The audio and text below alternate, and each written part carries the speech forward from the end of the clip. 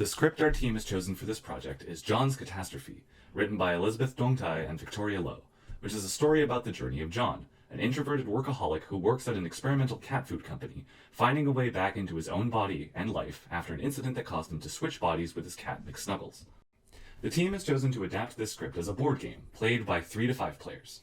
Each player is assigned a different aspect of John's personality. Throughout the game, each player will take turns acting as that part of John, as well as being a game narrator, facilitating the story while they go through 15 determined events on the story booklet together. All players are working together towards the common goal of achieving the true ending of their story by collecting points from their actions that go through each event.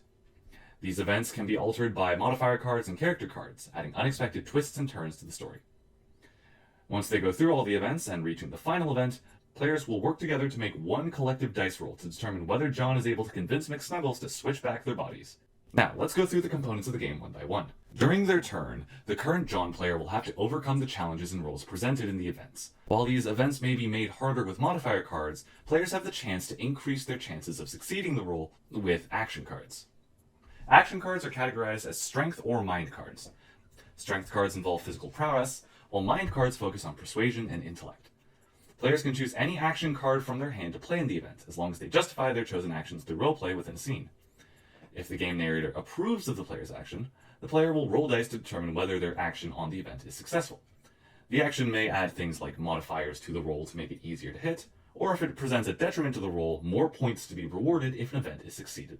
Each of the John cards contribute unique traits and abilities that players can use during an event to enhance their chances of success. These come in the form of stats which the players can use to augment various dice rolls.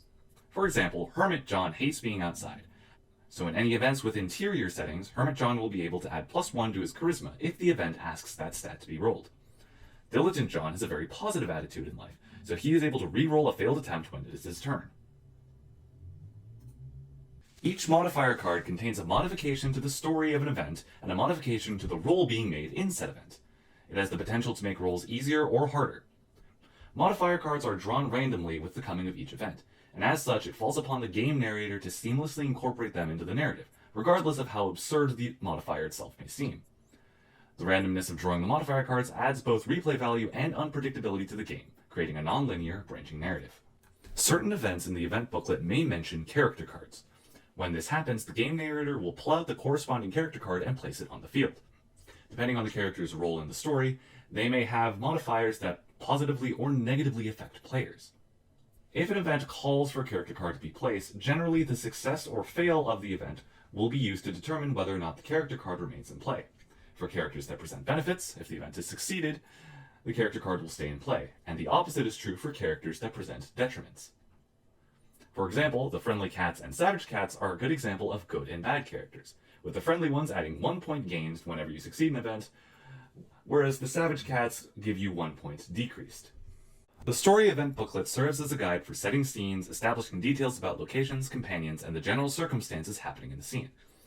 During gameplay, the designated game narrator will use this booklet to help facilitate the story, narrating events to the current John player, as well as describe any dice rolls that must be made in order to succeed or fail the event.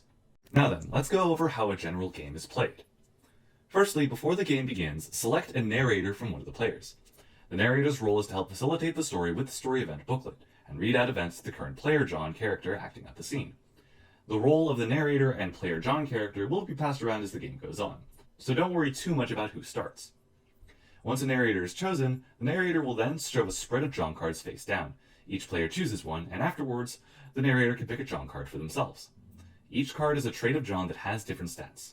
Everyone is now going to work together as a team, playing as one collective John, utilizing each of his unique aspects to reach their goal. Once everyone has a John card, the game narrator will then deal 3 action cards to each player to have in their hand, and then deal 3 cards to themselves. Whoever is sitting on the left of the narrator is the first player John character, and the role of the narrator and player John character will be passed in this direction for the rest of the game.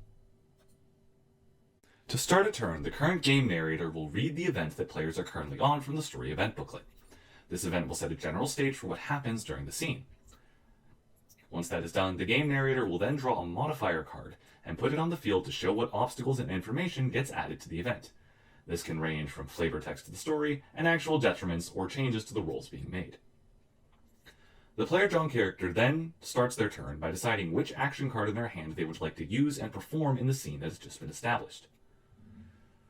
Once they have chosen an action, the player will then have to roleplay to justify their action in the scene and why the action should take place. If the game master is convinced it is an appropriate action, the player will then roll dice to see if the action is successful to the event. It's worth noting that these action cards will also often come with modifiers of their own, either affecting the roll of 2 6-sided dice being made, and adding or subtracting numbers from that, or changing the amount of points that will be received from the event. If a player succeeds an event, they will gain points, and take a number of tokens equal to the number of points gained to keep track.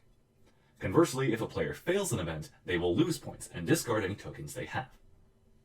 Once the roll for the event has been made and the turn is now over, the John player discards the action card that was played, and the player to the left of the current John player becomes the new current John player, and the player to the left of the game narrator becomes the new game narrator. Winning or losing the game is largely affected by points, which are mainly accumulated by successfully rolling for the various events throughout the game. Points can also be affected by character cards, either gained or lost during the events themselves. The game reaches its final step when the players reach the 15th and final event, which is played as a collective rather than by individual players taking turns being the main John player. There is no game narrator for the final event. To start the final event, each player will draw a modifier card and put it on the event. So if there are 4 players, then a total of 4 modifier cards will be played onto the final event. Once all modifier cards are in play, each player will take turns playing an action card as normal, but also add their individual point total to the following dice roll of 2d6. After all players have played an action card and rolled dice, if the combined total dice roll made by all players is higher than the final event's difficulty class, then all players win. If it is lower, then they lose.